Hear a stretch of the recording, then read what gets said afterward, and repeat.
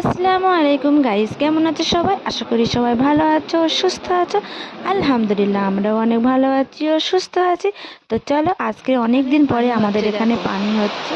আর একটু আগে হলে হয়তো পানিতে একটু ভিজতাম, বাট গা ধোয়া হয়ে গেছে তো ওই জন্য আর ভিজতে পারলাম না। দেখো, মানে প্রচণ্ড পরিমাণে ঝড় উঠেছে আর আকাশ খুব দেখা।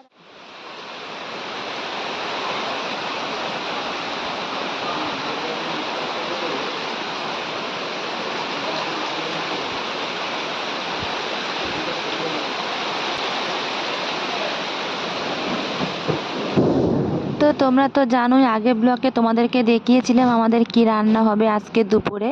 তো তবু একবার তোমাদেরকে দেখিয়ে দিই। পুঁই শাক ডাল, বেগুন পোড়া, আলু ভর্তা আর ডিম ভাজা আমার দাদার জন্য। দেখো, তোমাদের একটু ভালো করে দেখিয়ে দিলাম। আমরা এই দিয়ে আজকে দুপুরে খাওয়া দাওয়া করব।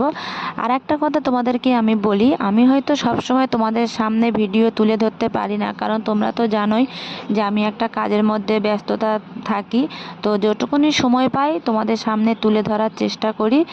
তো আর তোমরা আমাকে এইভাবে ভালোবাসা দাও আর এইভাবে আমাকে ভালোবাসো, যাতে আমি আরও তোমাদের নিত্য নতুন ভিডিও দিতে পারি।